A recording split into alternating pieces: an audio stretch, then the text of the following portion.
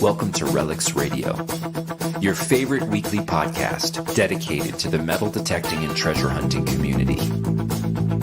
Here are your hosts, Ken from Adventures in Dirt and Tony from 5280 Adventures.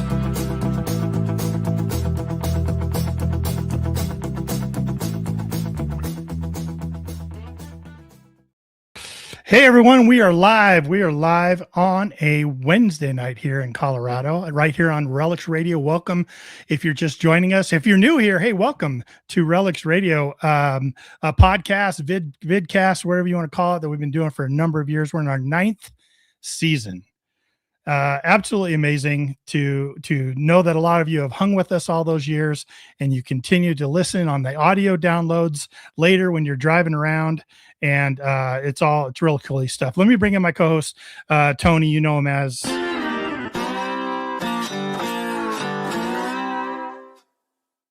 Mr. 5280 Adventures. Cheers, buddy. Cheers. Actually poured too much, but that's okay. I'll get through it. We'll get through it. How are you, man? Oh, I'm doing all right. Man. It's gosh, I'm not gonna lie, like there's lots going on at work, so I'm a little wobbit today, but I'm gonna get over it. Okay, that's good. Yeah, that's good. Yeah. Get a little bit of extra rest if I can. Yeah. Yep. There you go. How are you doing, buddy? Doing good, man. Like tonight's show is going to be out of this world. If everyone just sits down, shuts up, holds on, it's going to be a wild ride. We got a lot to talk about. We got a lot of stuff. We were a little late coming on because we were trying to prep everything. There's a lot going on tonight, so you guys want to stay tuned. Right. And pay attention because there's a lot going on. All right. First, detecting. Did you get a chance to get out? You and I went out not too long ago. Last weekend. Was it last weekend? It was. I think we went out last weekend. I got to say though, it started out when we got out there, it was colder than a well digger's hind end when we started, but the sun came out, it got a little warmer. And then as kind of the snow, I mean, cause we got snow like not too long before that. Right. And, it was like we snow all know, one like, day and you're out in the fields, the snow covered in the morning. And then as it gets, warmer, that soil gets moist, everything starts looking good and targets start coming out. We had a good time. We found some good stuff. We got on some old property too. Well, back to an old property. Right. So we had two things, right? We had property that was a new property basically for us. And that's cool. I didn't get back as far as age-wise as we usually like. And so we went and hit an older property that is older in age, but also older in that we've hunted it a bazillion times. And it just keeps producing for us. So, yeah, man, you should talk about that because you had the find of the day, buddy. I got this right here. My precious right here. I don't know if this is going to show up or not. There we go. Double hands, that'd be good. A little bit. There you go. Right there. Look at that. What is that? It's a great early button for Colorado. Great code button. Early for Colorado. So they manufacture. I did more research on it, of course. Manufactured 1810 to 1820s. They used them a lot in the 1850s, which would be on the site that we were at. So, and I put out a video, and I'm not kidding you. We've been there 25 to 30 times, and we pulled general service. We pulled bullets. We pulled grenades. We pulled revolver cylinder, like tons and tons and incredible game pieces, levels, right? Flattened game pieces out of eagle buttons and flattened bullets. Yeah. And I ended up finding that. Yeah. I mean, so, no site is really hunted out. Conditions, inches and angles, it all changes. And you get to a point when I'm slowly learning as we get through our hobby, our career as detectorists, right? The more times that you go, you're pulling out, right away, you're kind of cherry picking. You're pulling out the really good high tones, the really decent mid tones, maybe some little, iron type things. But as you go, you just start even, pulling questionable tones now. You're getting that first layer out. You're down to the second layer. You're getting deeper. You're pulling different things that are just not sounding like you. I mean, you've passed over 20 times. 20 other people passed over 20 times. And now we're just starting to finally get down to where we're just kind of literally digging it all. Yeah. And boom, I mean, that freaking thing popped out, and I knew it was a military button because that's what we were expecting. Yeah. But I was not expecting that one. So everything we found there is old. Everything there is period old, not very much modern stuff at all. They've had weddings out there and stuff, but really, have you ever found too much modern? I haven't. No. Maybe 2 or 3 pieces in the 20 times we've gone there. Yeah, I mean, we're pulling rifle casings by the handfuls. The SAW, the Sage ammunition work, Henry 4570 cartridges, Henry cartridges, those kind of different things, and all over the place. I mean, it was heavily traveled and used from the 1850s to 1860s, and then after that, it's just been a pasture. It's been a horse pasture for as long as we've known. So. Yeah. Good job, man. That was great. It was great finding that one, and such a shocker. I know it was about a quarter mile away from you. You're like, Ken, I hate to do this to you, but come over here. You're not going to believe it.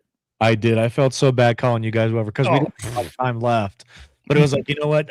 This is a good one. It's worth it, guys. Make the trip. Yeah, that's right. It's always good when you don't feel bad about calling your buddies over. No, not at all. Hey, real quick, we got to get Mark on, but real quick, do you want to go to the breaking news we got going on right now? Please. Some greatest breaking news. I don't know. A lot of you might not even be aware of this. We probably should have done a whole show on this, but the Beacon Star, let us know in the chat if you guys have been involved in the Beacon Star treasure hunt. It was put on by this gentleman, Randy Pashal. Been out for about 10 years. He wrote a book just filled with ciphers and decoded ciphers and puzzles and just craziness. So no poem like most people are doing in a lot of their current treasure hunts, but he actually had a book put out, and it was just bonkers, man. I took a shot at it a few different times over the 10 years. My kids were involved in it.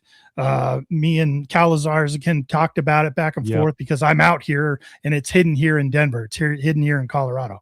So just was really into it. Well, Randy came out today about 11 hours ago and said that it's over, that somebody had solved it. It was somebody outside the area and they weren't interested in the prize. They just wanted to send him the solve and show that they had figured it out and solved it. And if you get a chance to go over here to it was $5,000 and a gold coin and a whole bunch of other stuff he kept adding to it. Yep. If you head over to his YouTube channel, Valentine Goose, you can kind of watch his video. He's pretty devastated about it because he talks about kind of how they were able to easily solve it. And it devastated him because for 10 years, no one's been able to solve it. People have poured their hearts out into it. Very, very heady book, very, very high end sort of, intellectual type. Trying to solve those ciphers is just crazy. But so if you were involved in it, head over to that YouTube channel, check out his video. It's over. He's going to take the money and donate it to, I think, the Shriners and also what was his other thing? Children's Shriners and, I'm sorry, there's some other charity. He's going to go ahead and donate the money to it because the finder didn't want the prize. So Well, I mean, you got to feel for the guy, right? I mean, he's sunk 10 years into it. It's your baby, right? I mean, it's what you've created and drawn a community around and built it around. And then all of a sudden now, it's done. And where do you move from there? So, completely understandable about his emotions and feelings about it. But and our hats go off to him. It was a wonderful hunt, Randy. If you ever watch this video, good job, buddy. You crushed it in the treasure hunting community. People weren't getting there, man. They just weren't getting there. It was a tough hunt. Well done. Go ride another one. Don't take this as a knock. Exactly. Go ride another one. That's right. All right. Yep. A little bit more housekeeping real quick. I want to talk about another person in our community, Hot Mess Fishing. You guys are on Facebook or social media. You know her. Alicia, she's out there. She released recently out on social media that her mom was diagnosed with cancer, and she did a giveaway last Sunday. I thought it was actually this upcoming Sunday, but the previous Sunday here to try to raise some money for her. And I reached out to her, talked with her today. You can still make a donation to her to support her mom if you want to. I'm going to put it down in the chat. It is the Cash App.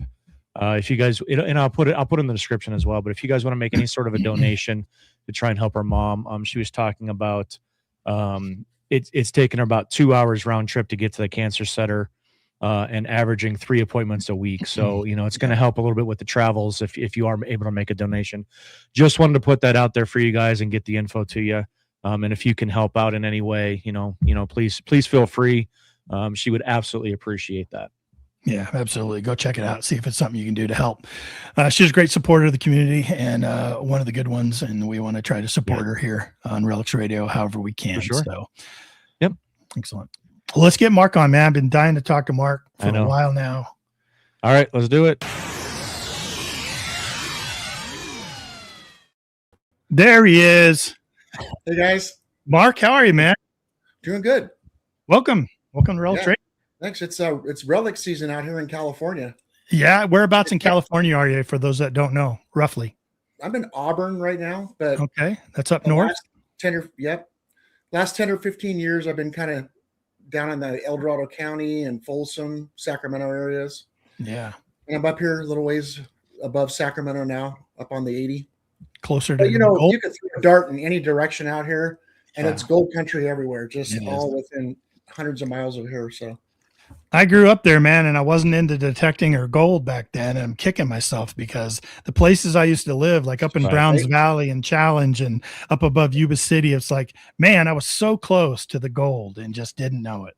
Yeah, no doubt. And I felt that way too. It wasn't until, and I was only an hour drive to this area for my whole adult life. And I had no idea if I just would have came up here instead of hanging around down in Contra Costa County and, like Mount Diablo Range and all that area. Yeah. That's where I did a lot of my relic hunting. But I mean, it was just an extra hour to get up here where the gold was and where everything else is, to get into gold, the real gold country. Yeah. Wow. So I kind of spun my wheels down there in the parks for a long time before I moved up here. Just in the parks, right? And then, yeah. How long you been in the game? How long you been swinging detectors and looking for shiny stuff? Yeah, 45 years, believe it or not. I've been metal detecting. Yeah. So I became a firefighter paramedic. So I set the machine down quite a bit for paramedic school and all the early years of that job. But, as soon as you get into the fire service, you're working 10 days a month. That's it. 10, 24-hour shifts. So you have 20 days off a month. And then I was able to get the machine back out and got a couple of the guys at my stations to all want to go with me. So got back into it again. Awesome. And, but it wasn't until like only 16 or 17 years ago when I moved up here, up north from the Bay Area, that I got into the relics and gold, Yeah. I met my buddy Ron Swenson, who's watching right now. He's actually watching us right now. Yeah, hey Ron, I wish he was able to tune in because he's such a cool guy to talk to. But he got me, up to another level at the park game where I was finding the good deep silvers, and then we both kind of just drifted into relics, from after that point. And I moved into the same town as him just by total coincidence. And then that was off and running, and we had a YouTube channel that he started called California Relic Adventures. Yeah. And we got really into the research side of it, and nobody else apparently around here was researching. And that just led us to, X marks a spot 1,000 times. So, wow. I know last time you were on, you were telling some of the stories, you were showing some of the relics, and didn't Ron move east? Didn't he end up moving east? And I think that's what you're telling me, but amazing. Cause the research is where it's at, man. And yeah, no doubt. Obviously you guys had done a good job with that, cause you guys have been on some incredible history discoveries over the years for sure, man. Yeah, we were really surprised at how accurate the old survey maps were. We started to overland those and then looking at just historical documents and reading a lot too, reading miners' journals and stuff like that, and just picking up little clues here and there that we never would have thought about. In fact, the last time I was on your show, I talked a little bit about this, but I'll bring it up again because it's so important.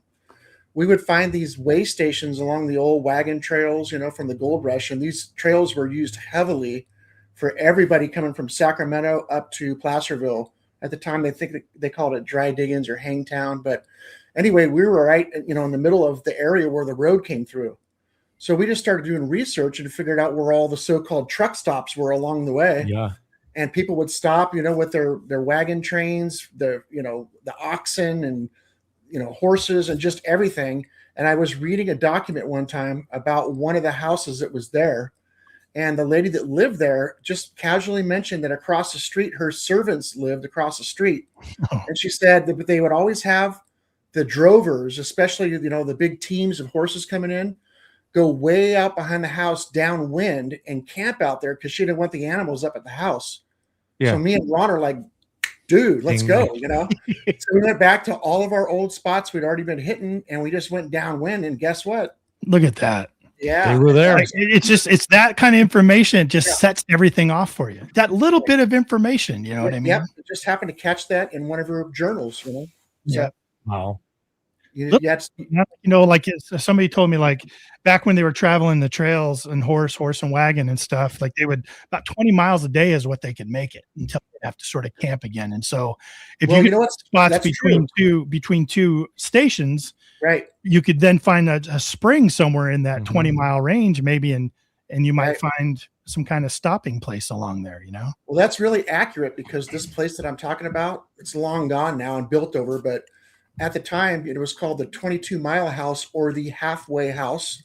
And it was literally halfway from Sacramento to Placerville.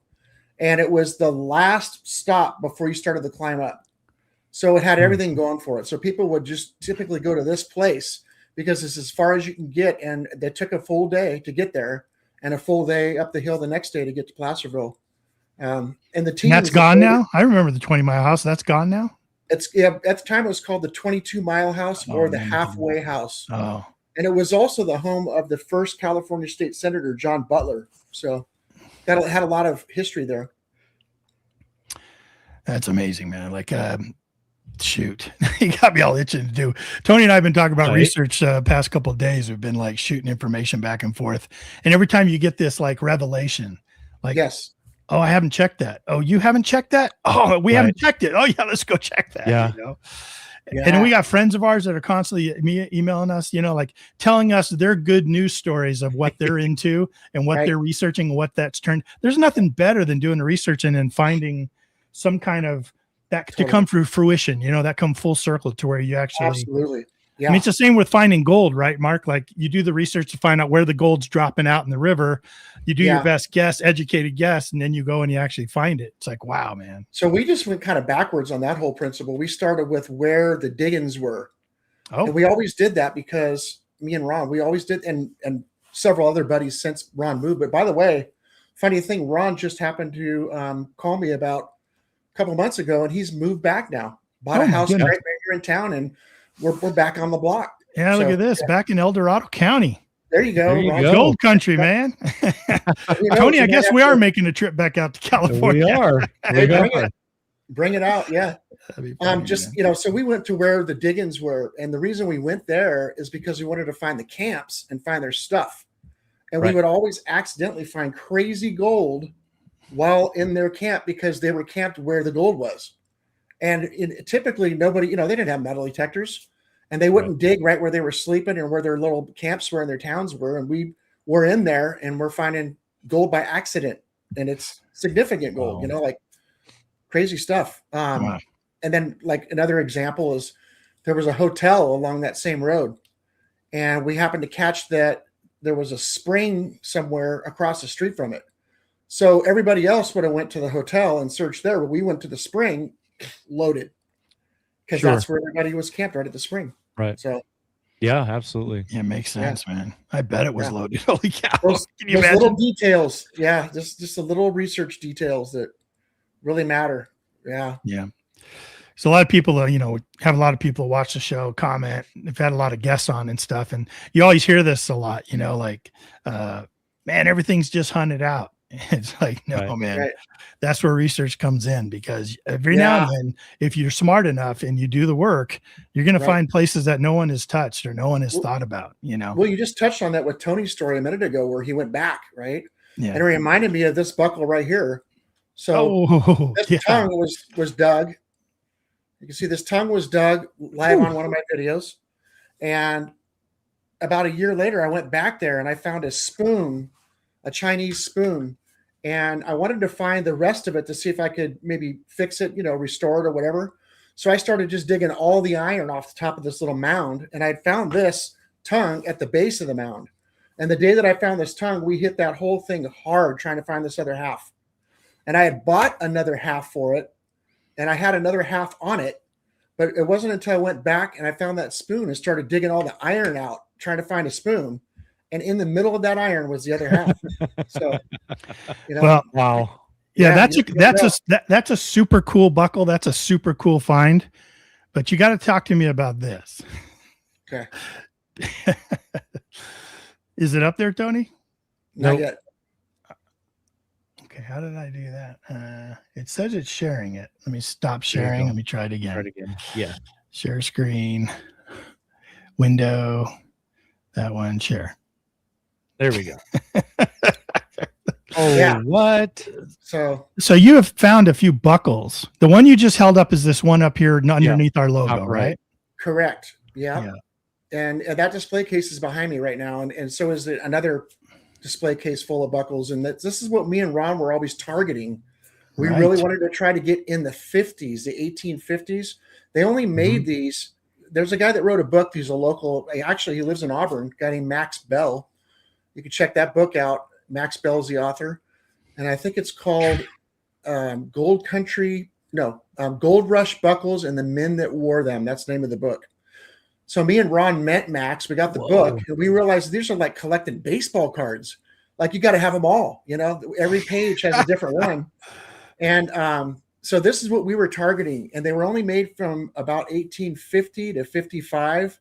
And then they stopped making these. But when you went into the merchant to get your stuff, to get your boots, your gold pan, your pick, and everything else, they would always buy a couple pairs of pants. And a lot of times these were sewn into the pant, the belt itself.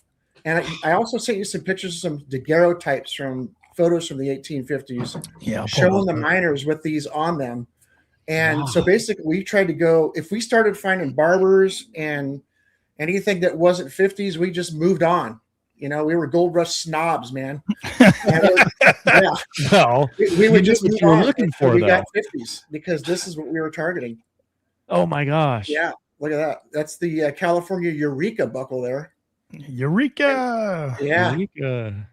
But you can see these. That is so cool. Two-piece. So there was was there any significance of the different buckles themselves? Did they represent certain things, or was it just more of a general? Like I saw the ones that had it looked like a general service. Right. So most of the themes were very patriotic, like everything was back then, Yeah. And so, but then it started getting to the point where they made like Ron found one of the rarest ones ever. It has a cross on it. So there's a religious one. And then in my display up there, you'll see I have the upside down anchor in there. That's an anchor that was a big ship anchor, and it was worn upside down for whatever reason. We're not really sure. We think it has something to do with sailor lore, but the way that the buckle was, the way that the right side wreath goes into the left side tongue, well, this was backwards, and it had the anchor upside down. But we finally found a photo of it worn by a miner from the 1850s photo, and sure enough, it was upside down. So they started making, different things like that. And there's that actual miner right there. That's the stamped miner. Look at that, man. You got hills, you got shiny in the back, you got a pick. Yeah, isn't that awesome? He's got a shovel. Yeah. He's got a hat on. I don't know what he's stepping on, maybe a rock. And then there's a bunch of water underneath him. There's a cast miner you'll see in my pictures as well that I have. And in that one, you could see the bear, the California bear in the background of the miner there. So this is the kind of stuff that they probably wore that just to make them proud to be, patriotic. And also some things were very specific to certain things, like the one with the anchor and the cross, but most of them have eagles on them. Wow. Incredible. No, I know everybody in the live chat's drooling over it and talking about the collection and who said I want to be a snob? Oh, yeah, FLX detector said I want to be a snob. Absolutely, man. That's amazing. And then for those of you who don't know, this is a heavy cast brass one, super heavy. I mean, you could put tools on this on a brass on a leather belt, and it would be a utility buckle because it would never break. The belt itself would break before this broke. And then there's the thin stamped ones we find, and we find about 5 stamped ones to every one cast one. That's a cast piece there. It's amazing. I don't think I've ever seen a cast one. No.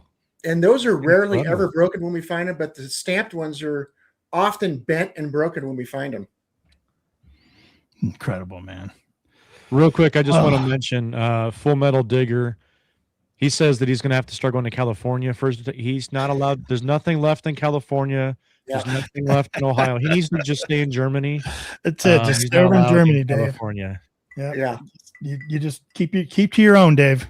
Right. Yeah. Hey, everyone in the chat, I want to let you guys know too, is that we're doing some giveaways tonight. We're doing a bunch of giveaways. So be prepared to, even if you're lurking. So if you're lurking in the background and not in the chat, we're going to ask you to type in some hashtag words here in a minute, and it'll put you into the contest to win some great giveaways. What do we got going out tonight? We've got, what do we got going out tonight, Mark? You had some great things you wanted to donate that were sent over by High Plains. My buddies over at High Plains Prospecting sent this out. Josh and Travis are donating a Profine 40 tonight, brand new. Sweet. So that's cool. And nice. Then I got some Brass Medic swag here that I could give away. All right, cool. I'll give away a mouse pad, just because I don't want to jam you guys up with too much stuff. Yeah. I'll give away a mouse pad and like maybe 4 or 5 of these coin spray things. There we go. Yeah, cool. Little coin spray, Yeah, I think we had some Minelab gloves we were going to give away. Yep. So be paying attention, or you guys want to throw one out right now? You want to take a break? Since as I can wipe up the drool from the relics, I was just going I'm looking at all his pictures here, man. So I have the advantage. I know you've got. I'm getting distracted from actually doing the show, right? Because there's some cool stuff here. Yeah. We'll move to a giveaway here, but before we do that, since we're still on that topic, Patty Dirt Cloud Metal Detecting says, were those just in California or other Western states as well? Do you know? Yeah, you'll see that if you go down a little bit, you'll see Ron already answered that person, but I want to further say that they were mostly made. Well, they were all made here, and they were all sold here in California.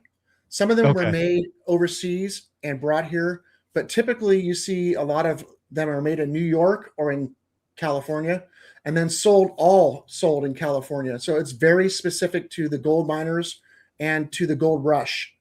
And funny story is I bought one off of eBay a long time ago. And the guy that found it in Hawaii on an old cattle ranch that dates back to the 1860s. Wow. So the miners, when the gold was down here, they wore these on their pants back to the Civil War. And then in the 1860s, they might have had this on in the Civil War. And then also the same thing, like the cattle ranch in Hawaii on the Big Island, an 1860s cattle ranch, somebody had their gold rush buckle on from when they were digging gold in California.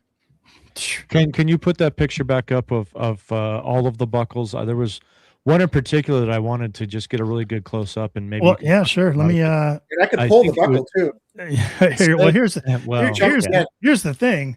The picture I showed you before was just the left side of his shelf. So here is the entirety of his shelf there on that one shelf.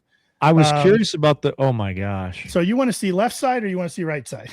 Left side, right there, right in front. I do believe the one. Said something about New York down here, right? That one right there. Look at that. We call those clothier buckles. And by the way, I'm going to get in big trouble if I don't say it correctly. I've been corrected many times, and we have some experts here that did tons of research. Yeah, and they are not called buckles; they're called clasps. Oh, okay, clasps. So I don't want to say buckle anymore because the super secret buckle club will get mad at me. But this is the you don't want to be brothers. Expelled from that group. Right, exactly. Trust me, I'm already out, man. I'm already. Me and Ron both got kicked out early. But the one behind it there and the one to the right of this photo, you can see these are all clothiers, and they were the ones that were sewn into the pant. And Bonney Brothers was a company that made the pants and the buckle and the belt and the whole thing. And when you tore up your pants and they weren't wearable anymore, there was no reason to keep the buckle because all of the other pants had buckles and belts on them. Sure. So you would just discard them and we find the parts, Man, who would have known? I would have never known that. That's amazing. Some say San Francisco on the bottom, like the one behind it. You can't really see it. I could grab it real quick and show it to you. But it says another brothers, huh? Yeah. Pollock brothers. Right? Pollock brothers. Oh, the old Pollock brothers. Tony, you know them. Yeah. Jack and Virgil Pollock. I'm probably related to them. I don't know if you can see that on here, but probably not. Let me quit sharing. Let me get off this screen here. There we go. The focus is, you can't see it. But anyway, this one says San Francisco on the bottom. Oh, wow. That's absolutely amazing. I mean, I think, Jason, Detect SD, said, who loses that many buckles? But you nailed it, right? I mean, they were already sewn into the pants. So what's the sense of saving this buckle if your next pair is going to have a buckle as well? So it just got discarded with the pants. Man, those two right there, brother. Those two right there. My eyes just can't stop looking at those. Those are amazing. That is incredible. Tell me about these heart ones. Answered a lot of questions. And that he said to somebody that they're not sash buckles. And we hear that a lot. Oh. In fact, I was guilty of finding one. I found one of these 15 years ago at a park in San Francisco with Ron. And I went on some other place and said, I found a sash buckle. And man, I got corrected immediately. First of all, it's not a sash buckle. It was a belt buckle, but you can't call it a buckle. It's a clasp. So there's a bunch of correct nomenclature involved. But interesting. Tell me about these hearts. Yeah, so those are clips. They're suspender clips. And I'm not allowed to call those clips, by the way. I have to call those suspender buckles. Oh, my goodness. So anyway, suspender buckles. And that's an 1846 patent by Alicia Steele, Steele. And he was famous for he designed that clip and sold it. There's about 20 different variations of it. The ones in front of it down there are Oddfellows. Those are also his. Yeah, I was going to say, those look like Oddfellows, yeah. Yeah, they were also Alicia Steele patented suspender buckles. Just incredible. You see the keepers, the belt keepers. Sometimes we find the belt keeper and I'll display it with. Those are a bunch of belt keepers there. Yeah. The big one in the bottom left corner of the screen, you see that big piece in there? Yep. So I had no idea what that was, but one of the geniuses of the California Gold Rush who just researches nonstop day after day, figured out and found a photo of that actual buckle. And what it was used for is it had a big, wide leather belt going through it. And it was used to hold children in the chair while they took photos of the daguerreotypes because you couldn't move for 15 seconds. If you moved at all in 15 seconds. And how do you do that with a kid? That's what they do. You use that belt and that strap. Yeah. Strap them in there. No wonder those old daguerreotypes always look like they're scared out of their minds. I'm like, come on, are you guys having any fun? Yeah, true. Oh, look at my goodness. And those are typically worn by kids and female. The buckles like those, some of those are sash buckles that you're seeing up there. Yeah. We just call them fancy buckles. You're safe with that, probably. Yeah, right. You don't get voted off the island for fancy buckles. Yeah, they're like, I'm already off the island. I've been off the island a long time. It's a tensioner. Oh, we love finding those. Yeah, the old original 50s tent tensioners, man, because you're in a camp. By the way, don't call them tensioners. They call them tighteners. No. Yeah. Belt. Well, you know what they actually call them is belt slides. So. Oh, there you go. There's a correct term for everything.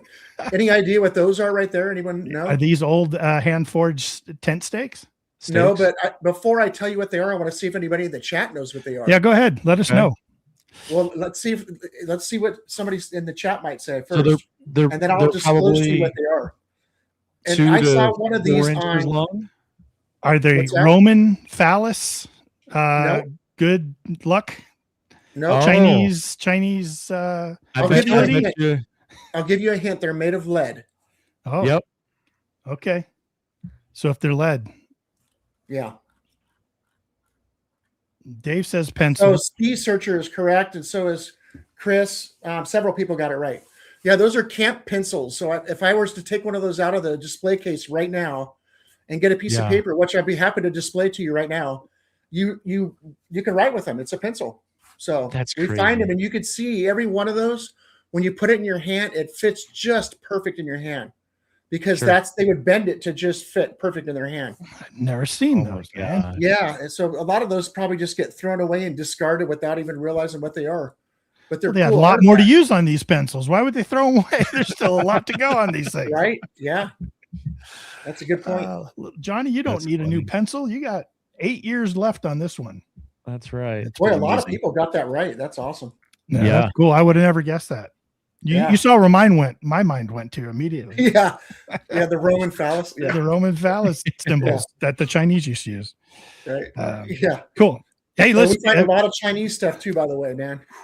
You know, I bet with the railroads out there and all the work there in the West, that was always on my bucket list to find whenever we go to some place where that's possible.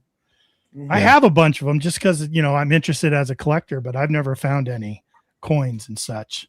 Which, by the way, for everybody watching right now that may not know, almost everything that I'm showing you and every photo that you're going to see was all dug live on my YouTube channel and Ron's YouTube channel. So this stuff was all live digs. That's pretty cool. I know we're throwing Mark's YouTube channel link up in there into the chat. We threw up a link to High Plains Prospectors. You got to go over and check them out for donating the items they donated tonight. But we'll also Ron's is still active, right? Yeah. Yeah, we'll throw Ron's up here in just a second. We can grab the link. Yeah. Glad to hear he's back west, man. Yeah. That's got some good Gotta promise. get the game back together. That's right. Yeah, right. Yeah. He showed up at my metal detecting club last week and joined. So dude, no kidding.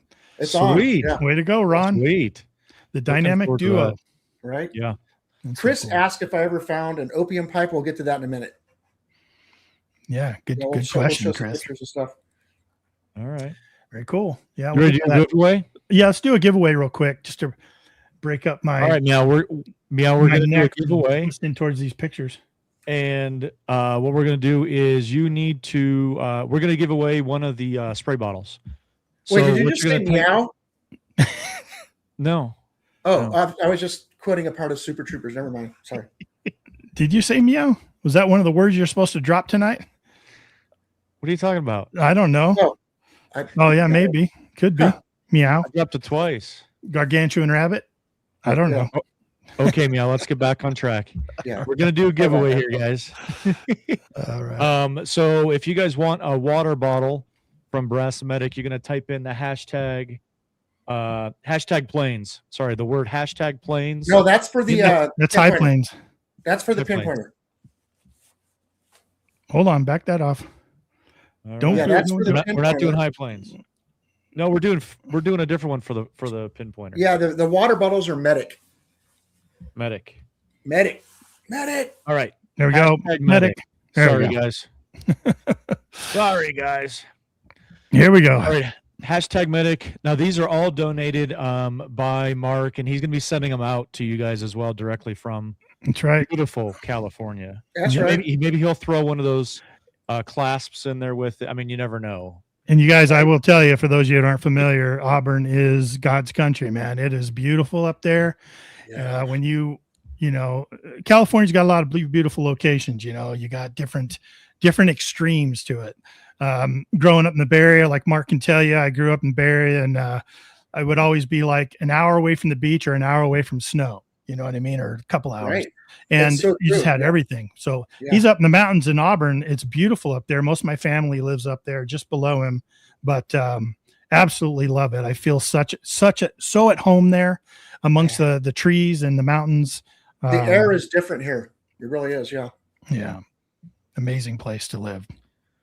36 people in the giveaway. All right, cool. We got to get a lot more in. Come on, real quick, guys. You got a little bit. We're going to breeze through because I think we've got like 5 to 7 things to give away tonight. 18, I think 18. 18. I told Ken earlier, I said, this is going to rival our Christmas giveaway that we had like last month Right. with the amount of things we're giving away tonight. That's So right, man. it's awesome. Yeah, jump on in here if you're lurking. Hashtag medic, all one word. Doesn't matter lowercase, uppercase, just hashtag medic, and it'll eliminate all duplicates. So Yeah. you know, he's only going to choose one entry from you, but you have to enter to win it. Yep. And you All got to be live with us, guys. Yeah, we won't give said, did you see Go what ahead. Ski Searcher said? California knows how to party. That's right. In the city of Compton. Yeah. Ski Searcher's an old, he's an OG spinner, right? He's like you, I think Oh, wow. Matt had done some DJing once upon a time. So Okay, Nice. right on. Yeah, Yeah. that's awesome. yeah, I'm sure he knows those songs for sure. All right, let's give away this water bottle, guys. Let's do this. Oh, 5 Mile Relic Hunter wants a pencil also. He wants to relic off one of those pencils. Nice. All right, let's go. All right, 39 peeps in here. Good luck to you guys. Let's do it. Good luck, everybody. Here we go. Who is it going to be? Bob Rose. Awesome. Rose. Excellent. Very So, cool. Good job, Bob. here's what you guys do. Anybody that wins tonight, what you should do is you should email me at dk@adventuresindirt.com. Tony's running the scroll along the bottom. It's just the letters D, K, and that at adventuresindirt.com. And send me your contact information. We'll get that right out to you. I'll send it over to Mark, and he can send that out to you. But we appreciate that. Thanks for the support, everyone, and good luck on the next giveaway we do. Show that bottle again. That's pretty cool, Mark. Those little water bottles. Yeah. It's a Brass Medics Coin Aid. Coin Aid. Yeah. So for those of you that don't know, I was a paramedic firefighter for 26 years. So I was a paramedic, and they call me Brass Medic because I wrench on these buckles a little bit. These clasps. I fix clasps. Don't, oh my gosh. I'm going to have a t-shirt made. It says, don't call them buckles. Right. Then put the credit to Brass Medic. I'm making fun of it, but I mean, the guys that did the research, it's legit. They really did do the research. And me and Ron got a lot of guff from these guys early on. And we started calling them the super secret buckle club because there was this little group and they didn't want, me and Ron like divulging that this was a thing, So, Right.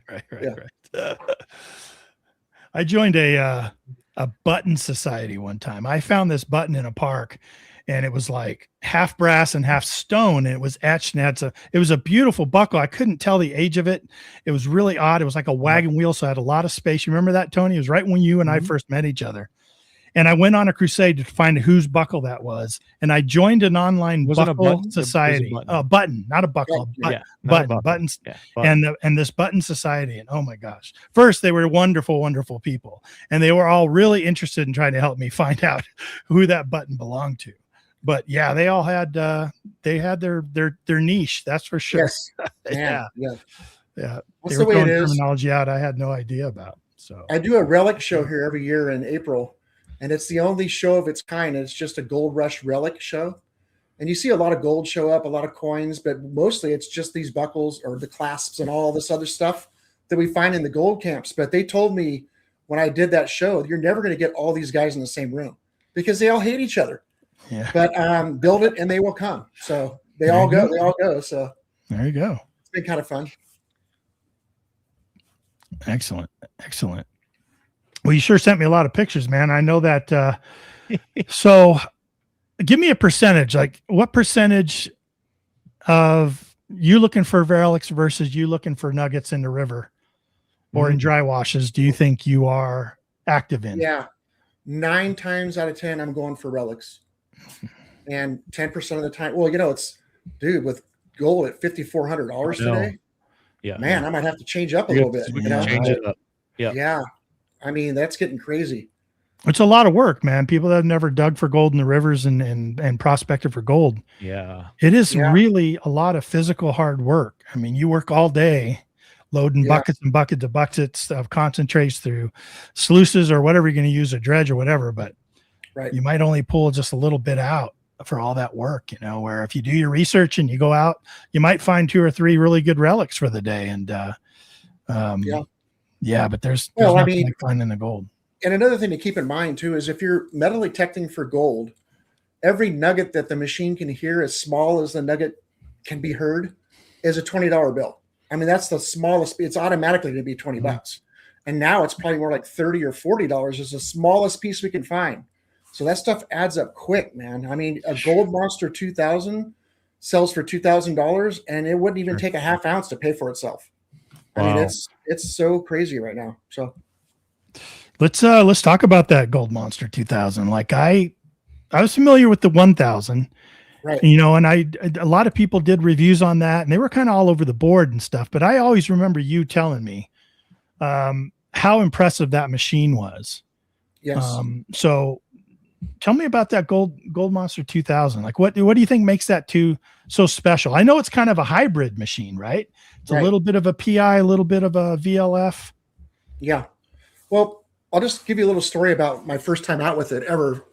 I turned it on and listened to it, and I mostly hated everything about it within 2 minutes. I was like, I hate this and everything about it. And I'm listening to it, and I got a couple signals that has a VDI meter on it that goes up to 99, 0 to 99. So I had some 1s and 2s that were repeating, and they were on the top of the screen is a gold chance bar, they call it. And it's going to either go to the right and hang hard right and tell you that it's possibly gold, or it's going to go to the left, like that photo right there shows you that it's all blacked out on the right. You would think that because it's telling you it has a good chance to be gold. And then if it was the other direction to the left, it would be iron. So I'm getting these signals that are repeating, and they're filling the whole right side of the screen up, just like you showed there. And it's like a 0 or a 1 or a 2. And all I'm finding is little tiny pieces of birdshot. And then I started thinking, well, wait a minute. If I'm finding birdshot, then, around an area with small gold, I'm going to find small gold. So then I went out, to the area where the gold finally was and found a couple nuggets.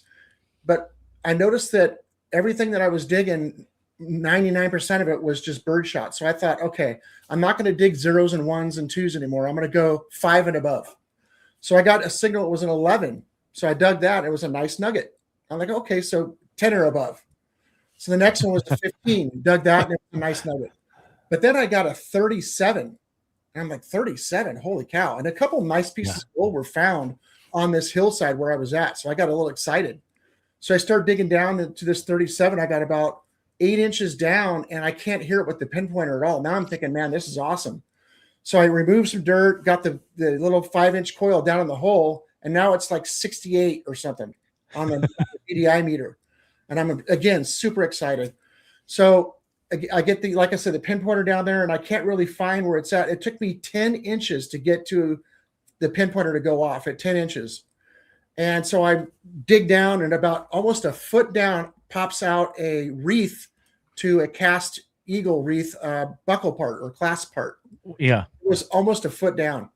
And this hillside that I was at had been hit really hard by a couple of relic buddies of mine with Deus 2s, and they don't miss much, So I called them over, and I said, first of all, number one, a 5-inch round coil.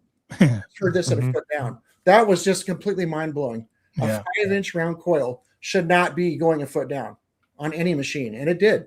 So then they said, well, put it on the ground. Let me listen to it. So we put it on the ground, and the Deus, no matter what program they went to, couldn't hear it above like 8 inches. The reason why is the ground was just blood red, just rusty, completely highly mineralized soil. And their machines just couldn't hear it, where the other machine, which is supposedly impervious to the mineralization in the soil, with the technology of the PI part of it, anyway, was hearing it a foot off the ground with a little 5-inch coil. So I was immediately impressed there. Yeah. Then the sounds were coming from the Gold Monster 1000, where there's a lot of tonal information in the tone itself. And if anyone's ever watched my Gold Monster 1000 videos, you'll see that what I talk about is the tone. And most of the tones are like, oh, ew, ah, ew. But gold is like, ep, ep, ep, ep. It's real short, abrupt. And then you get that gold chance bar, and you get that real short, abrupt. And it's just from a productivity standpoint, the Gold Monster 1000 was putting more gold in my hand at the end of the day than a PI machine would have been, where I'm digging all that iron. And it just, those machines wear me out. So productivity wise, the Gold Monster 1000 became my go-to machine in all the gold fields, because literally I was finding more gold. Then the 2000 came out, and now it's a little bit deeper, a little more sensitive. And you don't get as many of those where it goes hard right and hard left. There was a lot of stuff in the middle you would have to dig because of tone. You get that good ep, ep, ep, but it was in the middle, and a lot of times it'd be a nugget at depth that the 1000 just couldn't lock onto. Well, the 2000 now hardly ever does that. It's either hard right or hard left. So the 2000 became my new go-to machine, even though I hated the tonal part of it for the first couple of hunts with it. But one of the funny things about the tones is it only makes 3 tones, and the 3 tones that it makes are very forced digital tones. They have no analog component at all. They're just a forced tone with no other tonal information whatsoever. So all you get is that one of those 3 tones, and you don't get any like extra, you can't hear iron, you can't hear the edge, you can't hear depth. It's all that other information that we used to get from the Gold Monster 1000 is gone. You just get a forced robotic digital tone. How'd you get used to that? How'd you get used to that? That's the thing is it's so you get used to it because it's only 3. And what happens is you always have a baseline threshold going the whole time. It's like the whole time. And by the way, funny thing about this, I got to tell you, it's kind of cool. That tone that's playing on the threshold that's always there is 528 hertz. I don't know if anyone else picked up on that, but 528 hertz happens to be one of the most healing and calming frequencies that there is. It's one of the original, what they call solfeggio frequencies. And if you listen to 528, it's supposed to cause you to be calm. They say it can even repair DNA and all this other stuff. It's a frequency that is like pleasant. So when you're out there in the gold fields with your 528 in your ear the whole time, you may not feel the ear fatigue that you might have felt on any other machine. But that frequency is nice to listen to. Hey, you're a detector, right, Mark? Yeah. You think they did that on purpose? So I found out that, doing a little research that, yes, I think so. Oh my goodness. Yeah. The person who picked that tone picked it on purpose. Will it make me lose weight? Right. Yeah. I mean, they should at least say it does. That way, start a new fad. I will tell you to do your research on 528 hertz, and you'll see that number in your ears going right directly in your ears is a good thing. So I'm going to change it up on my D2 and see what that sounds like. Yeah. And there's another tone that goes hard right and tells you that it should be dug. That is a 2000 hertz. And that's quite different than 500. It's way different. It's high. And then contrary to that, on the iron side is a low, nasty tone. Whoever picked that tone on the low one picked the most obnoxious iron sound ever. And that's good because it's very apparent that it's iron. And you hear that grunt down there, and you hear the high tone. And the neat thing about the 2000 is you can hear all 3 of those at the same time. You have the 528 going anyway. Then you got the high tone telling you that there's gold there, but there's also a piece of iron right next to it. You'll hear all 3 at the same time. And so I got used to it. And now I love the tonal system on the 2000. And it's deeper, more sensitive, and more accurate. Has a VDI. It's waterproof, not waterproof, but water resistant. No, I think it is waterproof. It's not submersible. So and it's collapsible with a carbon fiber shaft. It's a huge upgrade from the 1000. And now I'm using just the 2000 in the goldfields. You ever missed the 1000 because of the tonal differences? Yeah, because I got to know it so good, but that was yesterday, honestly. And it would be nothing more than just memory lane. If I took it out, I would be losing out on some capability. So as long as you're finding stuff like this. Ooh. Yeah. I think that's typical of everything we find with the gold monsters. That's it. Yeah. Man, gold there in California is so different than it is here in Colorado. Yeah, so some of that stuff's pretty raw and gnarly looking and flat. The reason why is because this is not gold that's been in waterways. There's alluvial and eluvial. And alluvial means without. A usually means without. So alluvial gold is gold that's never been in a waterway. And it's never been, in a river or a creek. So it's still near the source, which is why you'll see that piece you're looking at right now. You see the quartz in it. See the quartz? Yeah. This is right out of the quartz outcroppings. And the reason a lot of it is flat is probably because of ice during ice ages over millennia. We've had so many different ice ages here on the North American continent that it wouldn't be unheard of for ice to be pressing down on these and flattening them out. In fact, we find a lot of them flat and folded completely in half like a book. We just take them and unfold them and, right there. Jeez. But that's gnarly, just source gold right from the quartz outcroppings. Yeah, that's amazing. I hit something like that. I'm just like, forget about it. That's right. I mean, that's incredible. Yeah. Well, you're the first person ever probably to touch that or see that piece of gold. Right. That's a neat moment in time, Yeah. Yeah. Cool. Yeah, different than relics, right? That at some point somebody handled that piece. You know what I mean? There's no personal connection to a piece of gold. That's yours. Yeah. That's why I like petrified wood too, for some of that same reason. Yeah, you're like, just man, it's so old, and you're just at the source there. Digging back to the source. Crazy. Meteorites are the same too. You find a meteorite, you pick it up, you're the first human being ever to see or touch that rock. Do you get into that? Me? Yeah. Do you get into meteorite hunting? I'm a meteorite hunter. I'm known around the world as a meteorite hunter. Yeah. Oh, you know what? I think we talked about that last time you were over in like Salt Lake or something like that, or way out there in Nevada. I had a nice one, a few years ago in Salt Lake City that I found out in the desert over the edge of the town. And the Great Salt Lake is probably where most of the pieces landed, but some of the pieces carried the lake. And when the meteorites come in and they start dropping stones, the lighter stuff falls off first, but the heavier pieces go further down the stream field. And further down out into the desert area where I was at is where the big pieces were at. And I found some that were in the dirt, actually buried in the dirt. And I was able to dig them out, and I saw the puncture in the playa and the desert. It's a dry lake bed, and it's like flour, that dirt, very, very compact, like just like you would think on a dry lake bed. And you see the puncture in the sand, and you start digging down, and there's a rock in there. And I found one that was a little bit bigger than a softball, and it was pretty exciting to find that. Yeah, that's pretty much in the middle of nowhere. That's what my view was out there in the Salt Lake, the Great Salt Lake, in the desert. That's really close to the salt flats. And that's what you're looking for, is a black rock right on top of the dirt. Stands out, And that's one of the pieces I dug out that was down in a puncture hole. Yep. Wow.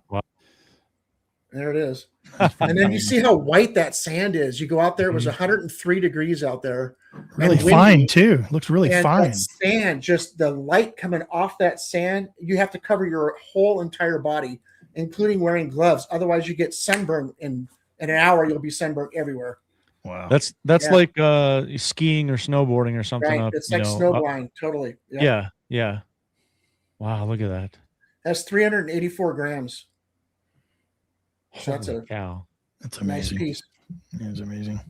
Yeah. I never got into that. I always thought that'd be another thing that would just take all my time if I got into that, Right. But definitely interested in it. I know we had another gal on here a little while back that Stephanie, she went on a hunt. She had heard of a meteorite hit down over in the East Coast where she's at. She went left her, like, didn't she just like take off on a whim? She just disappeared, hopped on the car and drove, and was knocking on neighbors' houses and stuff where she heard this meteor came down, and sure enough, picked the right house, went in the backyard and actually found one. Wow. That's crazy. Pretty amazing.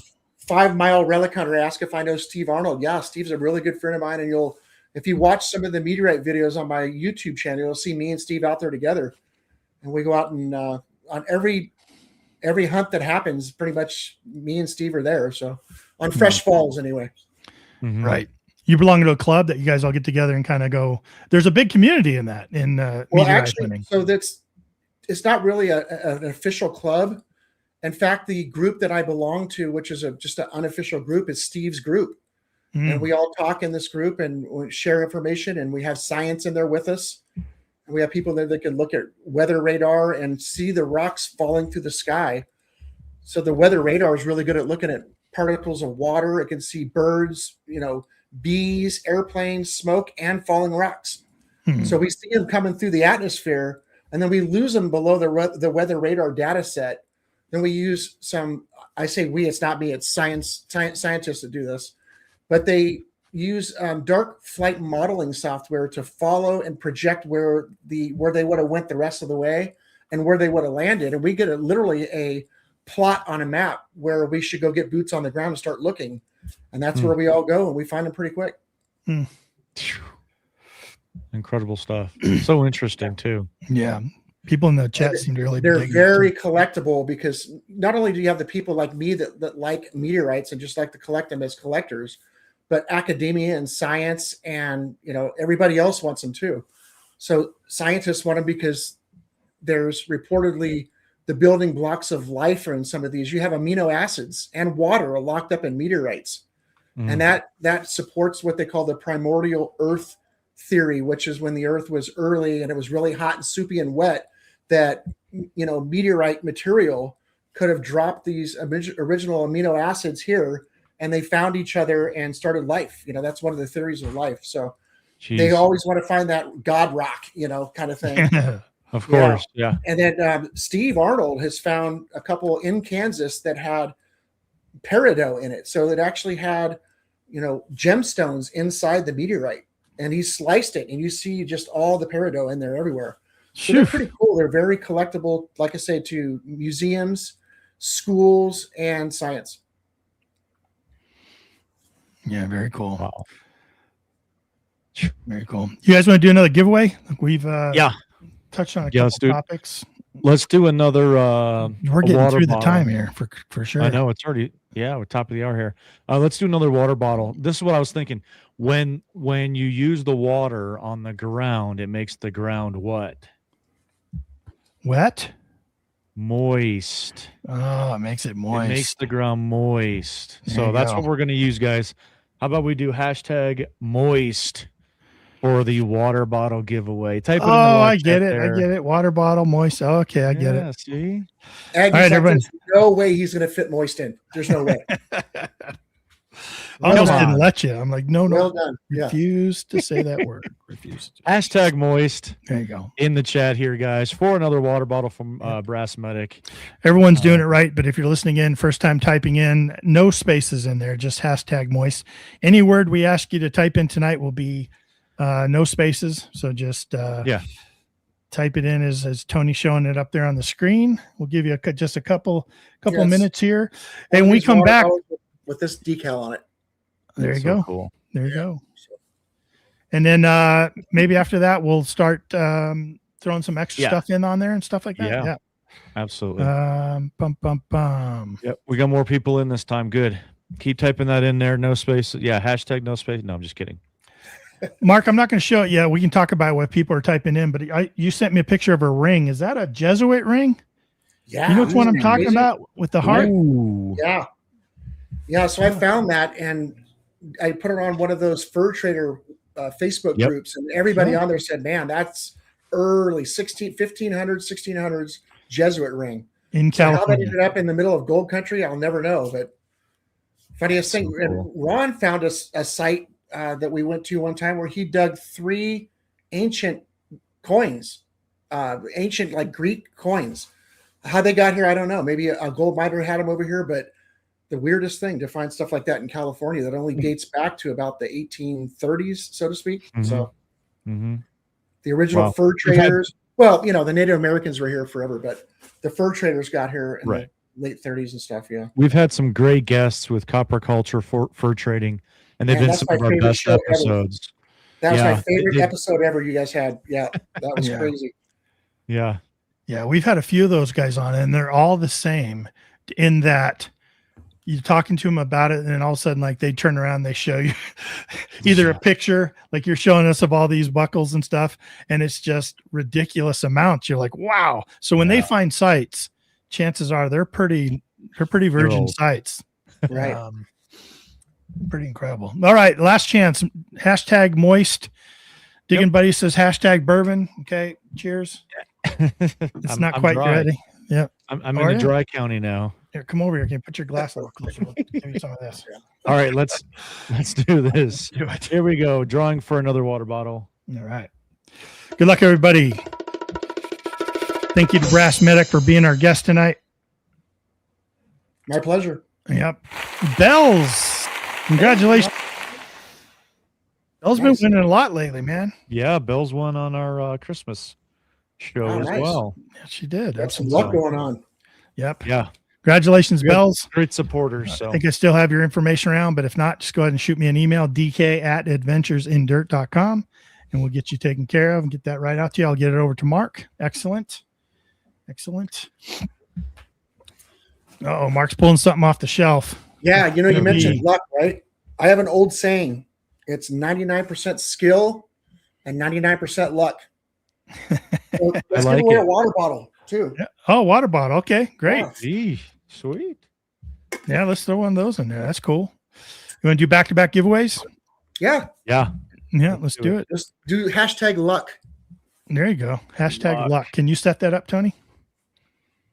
Hashtag luck for like a, what is that called? A tumbler. Tumbler. The real word for it is. Yeah, right. Don't call it a tumbler. You're going to get the Madison, Maine. Madison, Maine detecting says it's 1% BS. Right. Serious. Right? Yeah, you got to fit that in there, of course. Man, that's funny.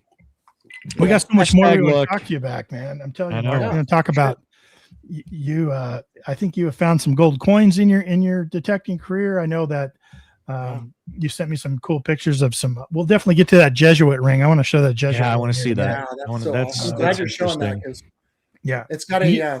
You have a slotted ring in here too. I want to hear the story on that. Yeah, that's cool. That's really interesting. Yep. And then I want to talk about your class you're putting out there, that school you put together. Yeah, we're gonna touch on that. Yeah. We definitely want to touch on that as well. That's very, very innovative. And man, yeah, I'm gonna help you promote that because it's definitely something I think that a lot of people want to take advantage of for sure. I know I will. It's not too many people doing that. So I appreciate that. Especially somebody with the I tell you, some of the best episodes we had is when we've talked about research and we've talked about stuff. So right. If you're offering some of that as part of your educational series and your class, I tell you, people are really going to dig that. Especially with your experience, man, the stuff you've learned over the years and stuff. Yeah. All right, cool. Everyone, luck. Hashtag luck. Here we go for the tumbler. Good luck, everybody.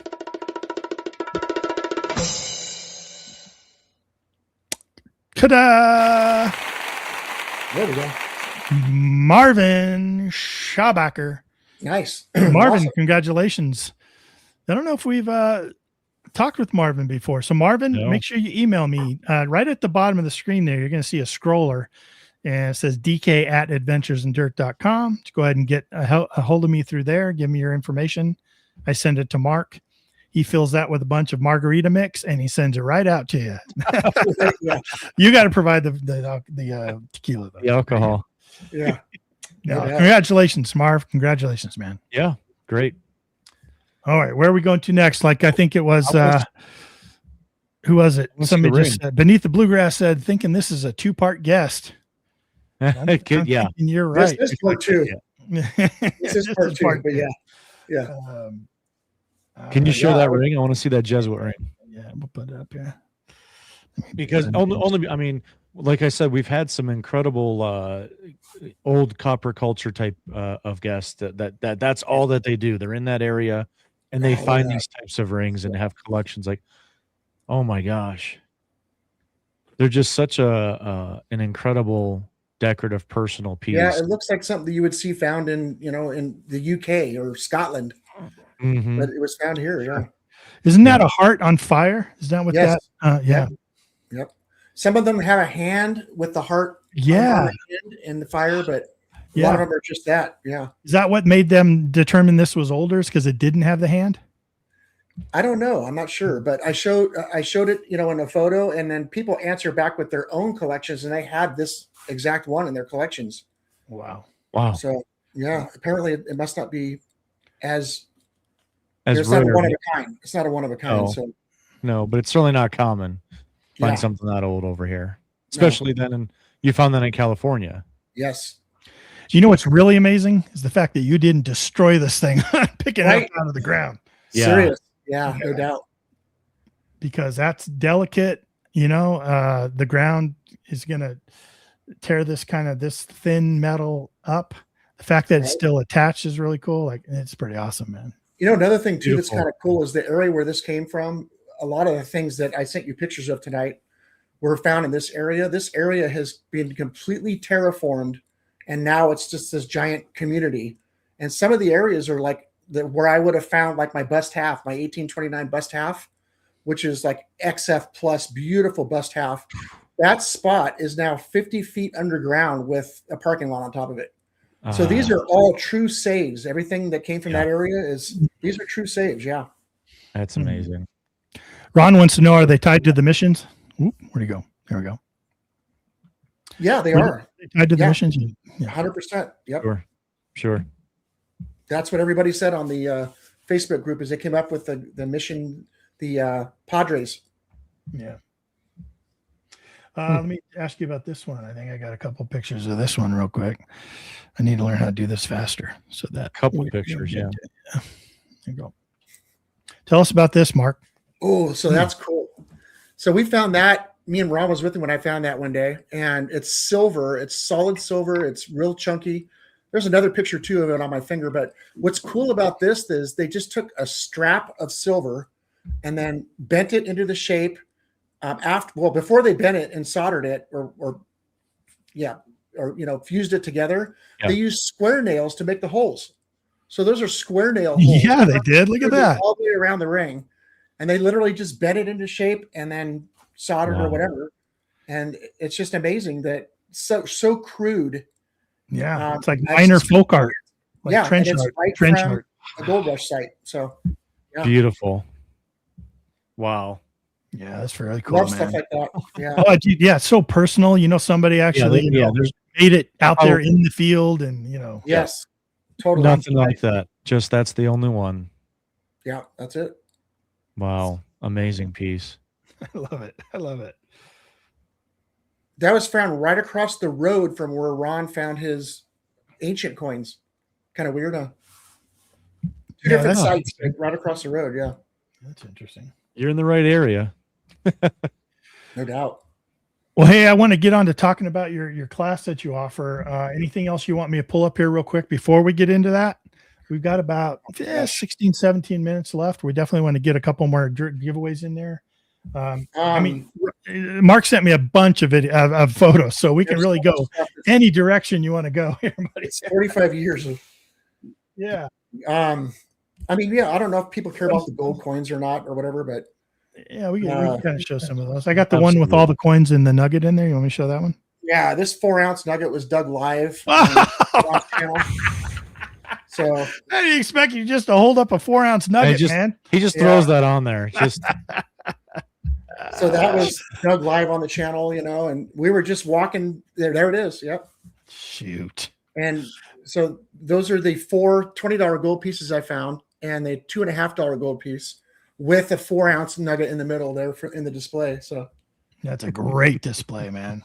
Yeah, that is amazing. People come into your shop, their eyes just probably get drawn right to that. Yeah, you know what I mean? It's kind of funny. What really catches their eyes a lot of the times is not this, but the meteorites. Everybody's like fascinated with them. Like, wow, like forget about the gold that's shining right here. They want to look at the black rock. I don't know. Hey man, I can understand that though. I can understand that. And I'm actually really impressed by that. Like I would hope that's what would happen. You know what I mean? Yeah, that's exactly what they do. They just fascinate with the meteorite. Yeah. Man, that's cool, man. Yeah. So $20 gold pieces, like how did you come up with $20 gold pieces? Because if I drop a $20 gold piece, my friend, I'm spending the rest of my life looking for that thing, especially back in the 1840s, right. Whatever. So early on when we started doing our research and getting overlays going, the first place we went, we actually called it site number 1. It was the first place we went because it was really close to where we lived. We went down the street and went up we found a depression in the ground at site number 1 where the site was. And we started detecting around the perimeters. And I had my daughter's boyfriend at the time was a brand new detectorist. And he called us over, and me and Ron had taken him out about a week before that. And I think it was his first time ever out. He found a seated half. And we're like, you bastard, a seated half, right? Wow, seated half, dude. And he was hacking at it with a pick, and Ron stopped and like, dude, that's a seated half. So we picked it up and looked at it, and we, well, here it is a week later, and he calls us over for a seated half again. We're like, wow, at this site number 1, we called it. So we're looking at it, and we didn't even get the cameras out or nothing because we're jealous. We're like, you're not getting no camera time, This isn't going to make California Relic Adventures.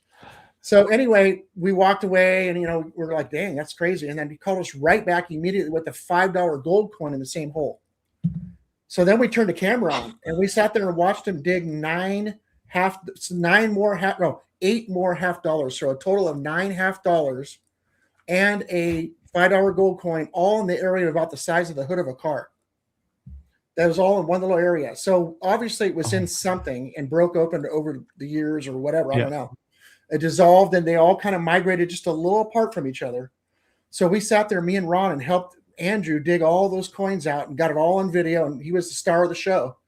When we got done, Ron said, now, Andrew, Ron actually said this. He goes, we let you dig all that. Are you okay if we go different? Andrew's like, oh, yeah, go wherever you guys want to go.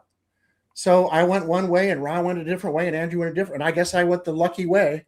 Oh, my goodness. And I got about 50 feet away, and I called the guys over on another I got a $50. And they come running over there. And the signal was $50 all the way. And so I dig it up, and lo and behold, it's a $20 gold piece. And we're like, just on the camera, we're just completely just godsmacked. We don't even have the words. And it was funny because a lot of people looked at that footage and said, oh, that's fake. I'll tell you one thing, dude. There is nobody on this planet that's going to take 3 beautiful $20 gold pieces, put them in the dirt, scratch the shit out of them, and dig them all up just to make a non-monetized video. It's not going to happen. Agreed. Yeah, so we could, we dug that one up, we admired it, looked at it, and I had heard something else in the hole. It turns out there was 3 of them all a foot apart. So they were all three $20 gold pieces were all in a 1 foot circle. And we just kept popping them out, and we're just like, it was just crazy. And then a week later, funny story, a week later, site number 2. We're down at site number 2, and Ron and Andrew were kneeled down on the ground, and they were trying to find a broken piece of a clasp part that Andrew had found. And Ron says, dude, go back to the hole because that part's still in there. And they're down on the ground with trying to really look carefully. So I just wandered away, and I heard what I thought was going to be like an aluminum can or something. It was right on top. And I reached down and dug it, picked it up off the dirt. It was only ½ inch under the dirt, under the soil. But when I looked at it, I could tell it was about the size of a $20 gold piece, but it was like anodized gold. And I thought, I'm going to play a trick on these guys.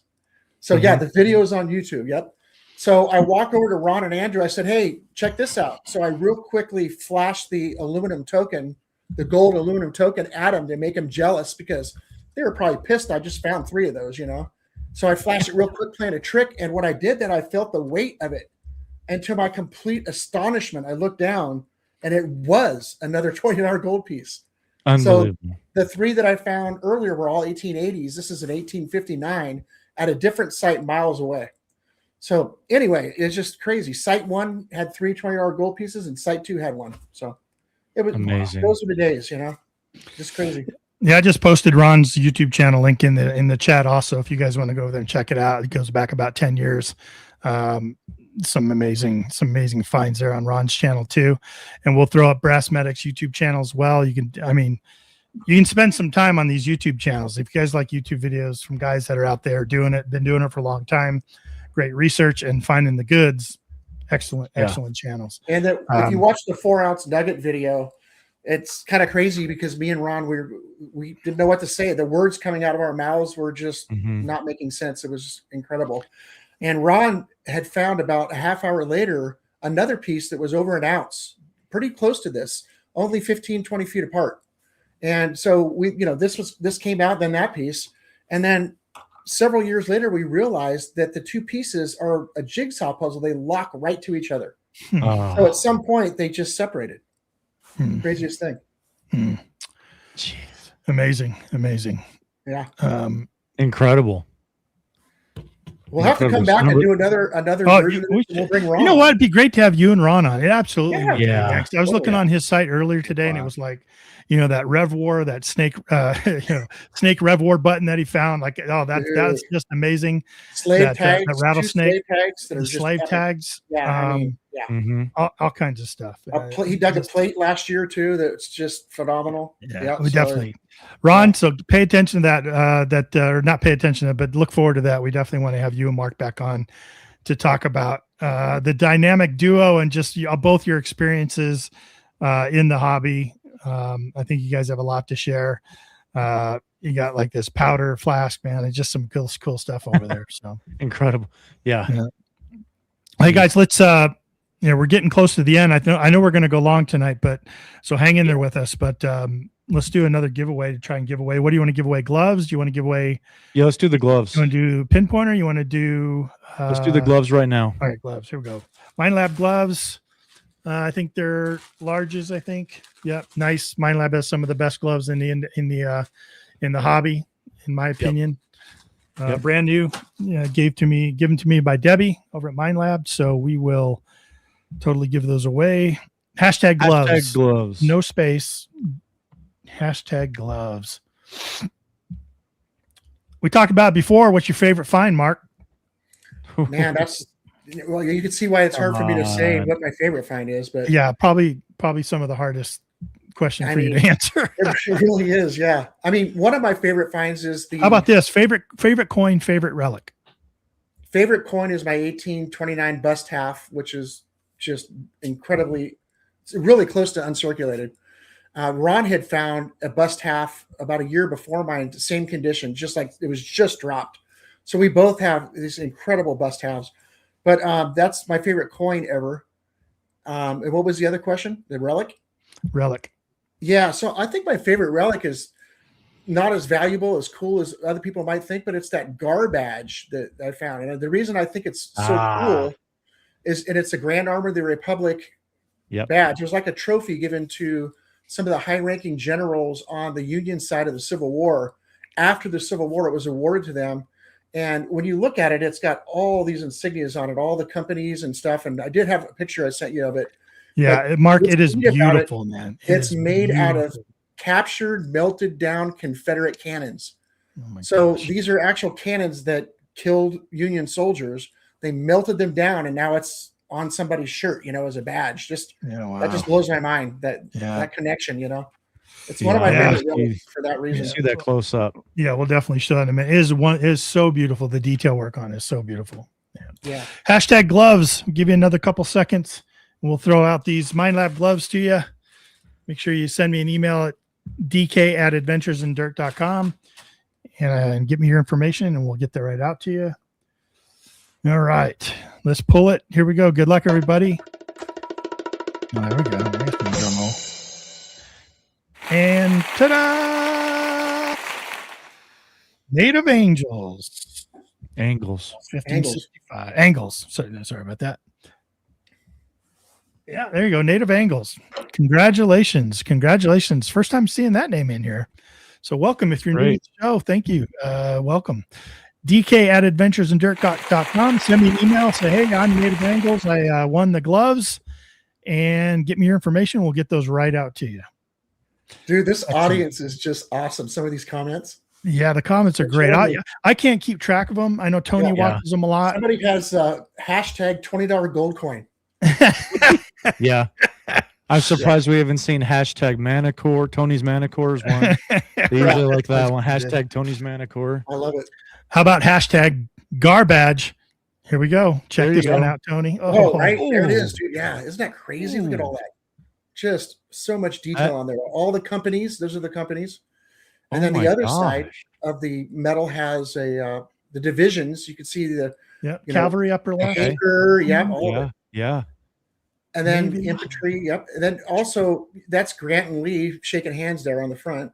And on the edge Native American at the top? It looks like it. Yeah, it does. Sure does. Totally. Mm-hmm. And on one of the edges is some numbers stamped in, and the numbers tell us who it was given to. But the problem is that document burned in the San Francisco earthquake of 1906. So we'll never know. So, my gosh. Looks like there's some golf clubs right there. Wait, that might be a Deus too, I think. That's what it is. That's a Deus too. That's what it is. Right. Little pet parrot over there. Right, yeah. Mark, one of the beautiful badge, man. Beautiful. Unbelievable. Look at that back. Oh my It's incredible to hold it now. So now I'm holding in my hand melted captured cannon. It's just a good friend of mine too. Just to talk a little bit about that. Not nothing like that, but I had a friend of mine that out in Missouri Mike, and he'd found a lot of Civil War camp lead. Just collected a bunch of it. You find it, and he ended up melting it all down and making these little soldiers. It cast them into these little soldiers, and then he would hand what a great idea. And he sent me like 3 of them, just as sort of a gift. Like, here, okay, man, love. How cool is that? That's a great idea. Yeah, so they're one of my prized possessions. Like, I don't even have them out because they're my prized possessions. To know that all that lead came from a Civil War camp, and now they're these little soldiers that my buddy over in Missouri, made and sent to me. It just really touches me. So yeah, you could do the same thing with, I guess, with fired bullets too. Sure. They're mangled, flattened out, or whatever. Right. Yeah, you end up finding Beth 505 Adventures. We were just talking with Beth this week about she found a GAR button when we were out with her, and she says that's what it looks like. Oh, your nice. badge. Yeah, wow. So she'll have to. Yeah, that's what her button looks like, right? That's what her button. Yeah, that's incredible. I know somebody asked if I'm exclusively with Minelab, and technically, yeah, I am. I hang my hat at Minelab, and I work with them on all the new machines when they come out. I get to test them and test accessories and stuff. And I cherish that relationship and love working with that company. But I also have to know all the other machines. I have to know all the NACA stuff. I have to know all the DEA stuff, because when I'm doing one-on-one instruction, I don't know what they're going to show up with. So I have to know all the other machines, which is good for me to know the competition too. So, but I do have allegiance with Minelab in that way. Yeah. They're a great company, man. Minelab's just one of the top companies out there. You can't go wrong with them. Again, they take care of their end users and the people. They support the people that support them too. So that's a great company for you to hook up with. And great job. Let's talk about this. Let's talk about this class you put together, or explain it to me. Explain it to me, because I don't want to get it wrong. Well, it's an online based community, and so you can make a community about pickleball or tying lures or anything you want. So it's an online educational community platform. Yeah. So what I did is I moved my metal detecting masterclass idea that I've been working with, and by the way, I'm writing a book called A Masterclass on Metal Detecting. The book is almost done. Maybe next time I see you, I'll have it and we could talk about that. It's a very, very complete work of 45 years of experience inside that book. All my secrets are in there. So anyway, what I did is I wanted to have a place where we could all come into a community, and I could teach things that it's hard to get out there on Facebook or social media, and I can't really use it on my YouTube channel. So I only have 2 options. I have one-on-one instruction where someone's with me, which is awesome. I love doing that. Or they might catch something in one of my videos, my educational videos, but there was nothing to fill the gap. So I had this idea about doing this online-based educational community, and that's what it is. It's a website called School, SKOOL, and it is a school, and it's a masterclass on metal detecting. And in there, the best thing about it is you have instant direct access to me all the time. So basically, if you ever want to ask me a question and you're trying to find me on YouTube, or you try to find me at a show or like a big detecting event or something, and you don't get a chance to ask me the question, or you don't know my email or whatever the case may be, now you could just literally just reach out, and I'll have an instant notification that you asked me a question, and I'll answer you right away. And then what I decided to do furthermore is, for the first 100 people that join up for this online community, after their 3rd month of being there, I'm going to give away a free Zoom call. And that means that I'll literally do what we're doing right now and answer every question somebody has. And that way we have a really good understanding of the questions and the answers, because we're looking at each other and able to really answer these questions instead of me just typing something back real quick and not even touching on what you're trying to ask. So that's what's really cool about it. But I also have all of my setups in there, my own personal setups for the Manicore, for one thing. Those are all in there right now. But I'm putting in all of my setups for all of the machines that Minelab currently makes, as well as my setups for the XP Deus and the NACA Legend too. Okay, very cool. And that comes out. So, which I saw today that it's shipping. That's awesome. Yes. Yep. Yeah, I saw that today too. So, okay. So we're going to throw the link in the chat that takes them over to that video that they can watch and get there further, right? Yeah. So I put a little 2-minute video together just to kind of introduce it to you. And it's really geared towards 2 different detectors levels. It's beginners for sure, because they don't know where to go to get this information.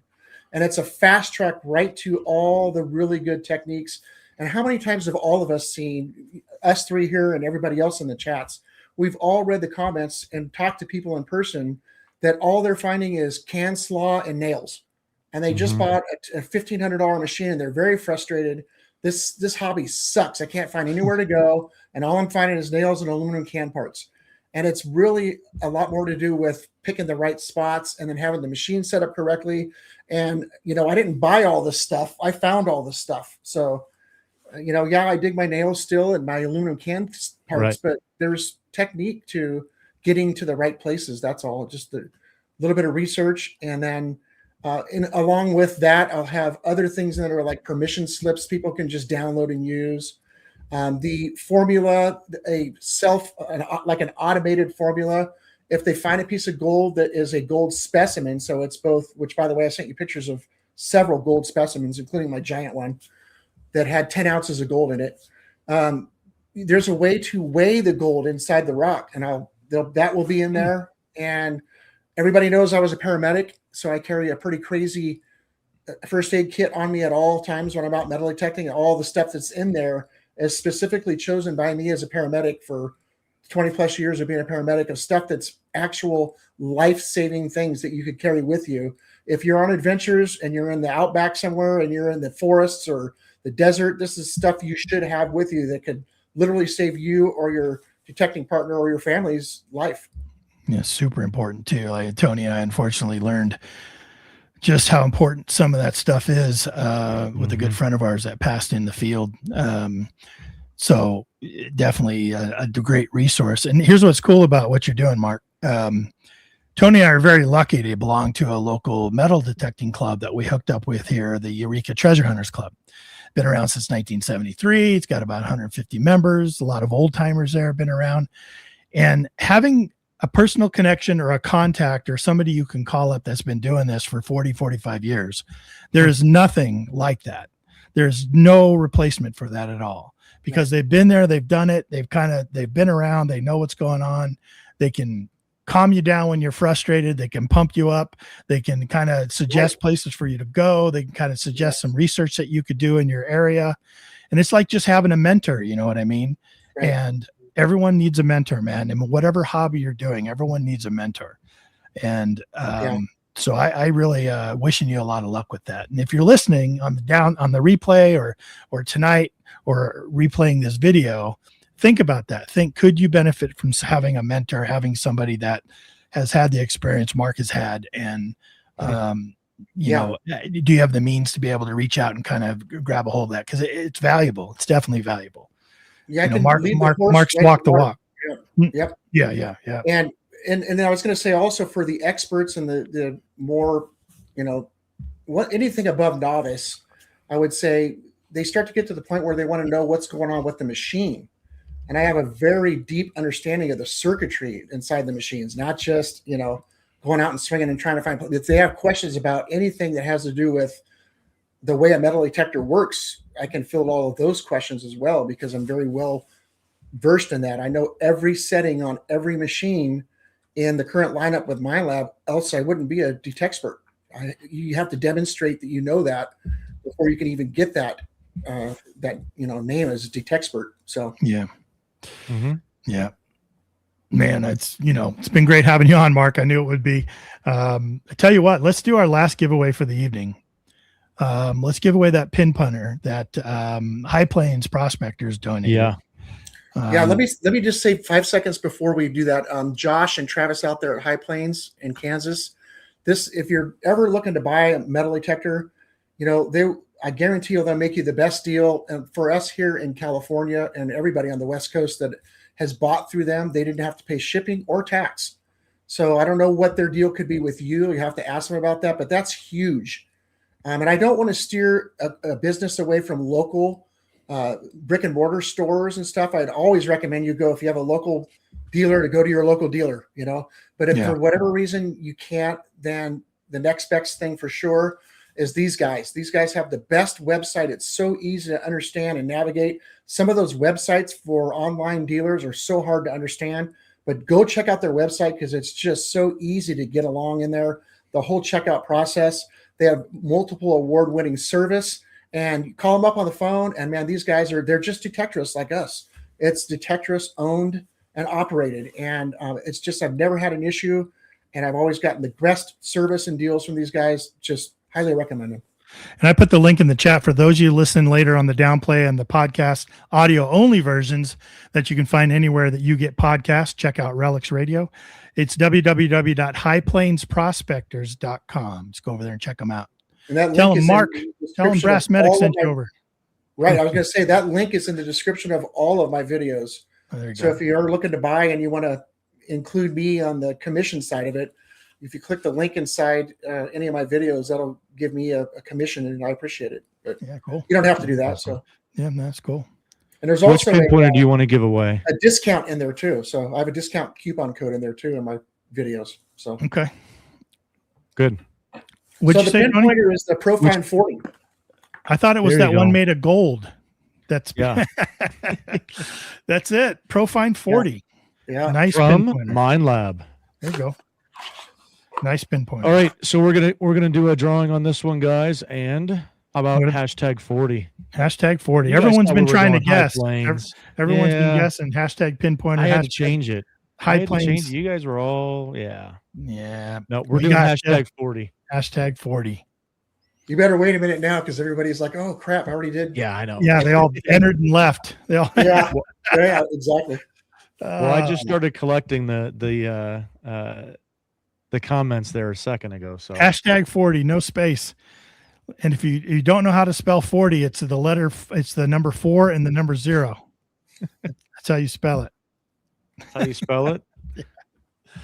It's sorry we've gone over for those of you. I know it's been a night. We could go on and on with Mark. I know, right? Tons of more pictures to share with you, tons of more stories. But like Mark said, we'll have him and Ron on next time. That'd be a lot of fun. That'd be awesome. Yeah, that's California does know how to party if we get these two boys in the room. Yeah, we'll have to have a 2-hour show for sure. Yeah, we got some stories, man. Some crazy stories actually. So I love it. It's awesome, dude. We appreciate you giving away the pinpointer, coming on, spending your time with us, Mark. Absolutely. Every time we do, it's always a pleasure.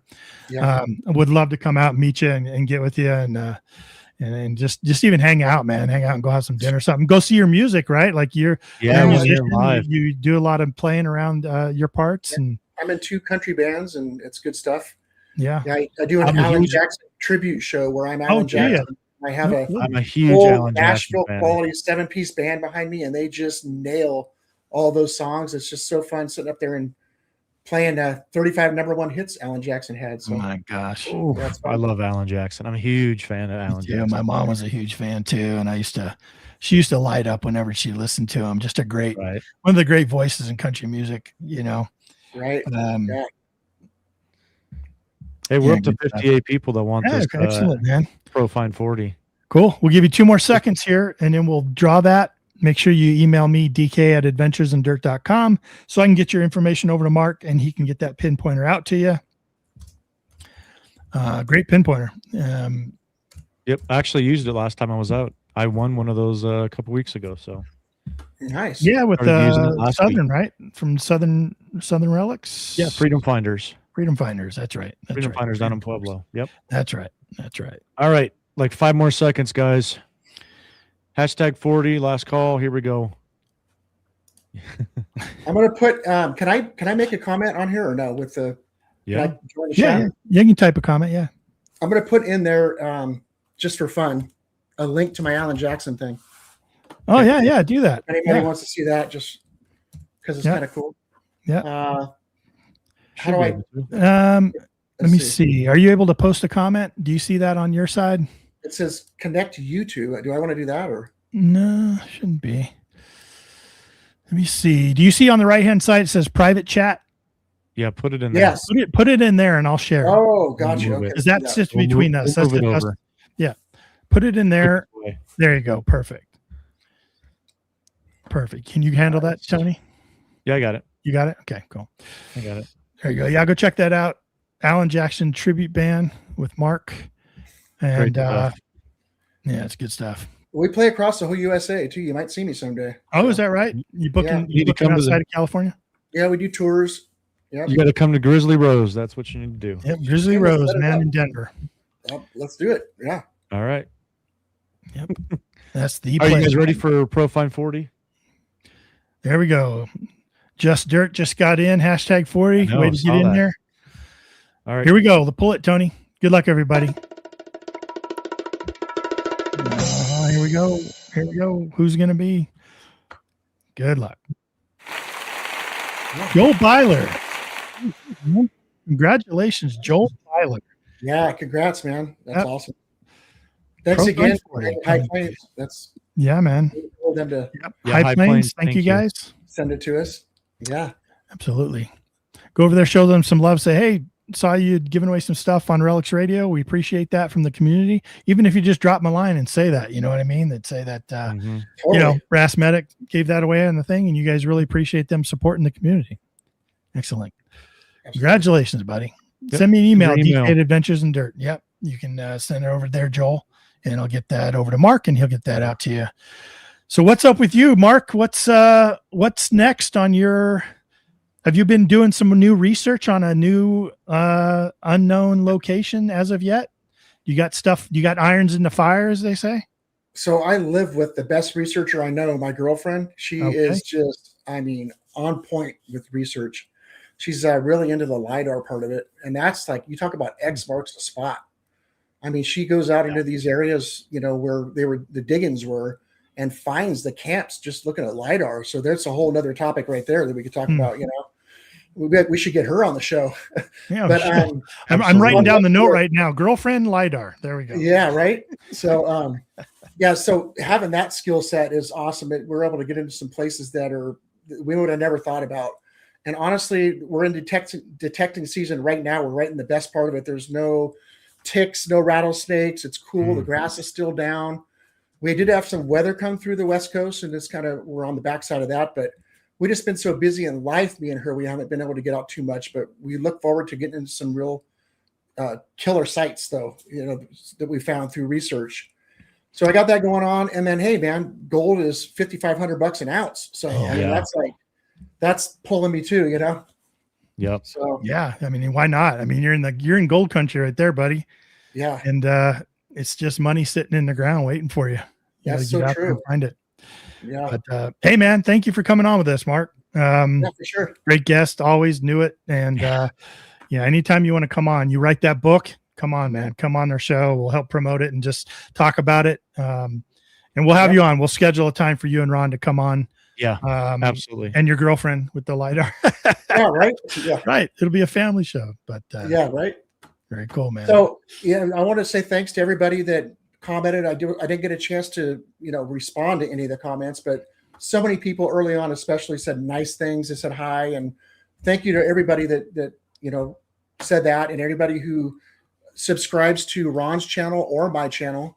We love the subscriptions, and you know that YouTube is based heavily on the way that the search algorithm works is that they don't show it to a lot of eyeballs if there's not a lot of subs and activity on the channel. So every like and subscription and even just comment helps. You guys know, you guys have YouTube channels too. That really helps get the channel in front of more eyeballs. And my content is mostly all instructional. So yeah, there's some adventures in there, and they're killer adventures.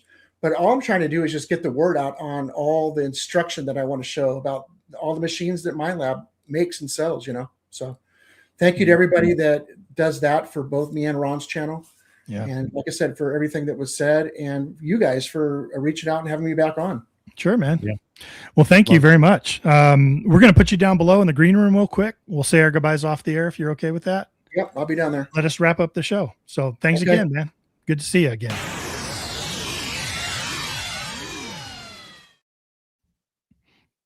Great guest, man.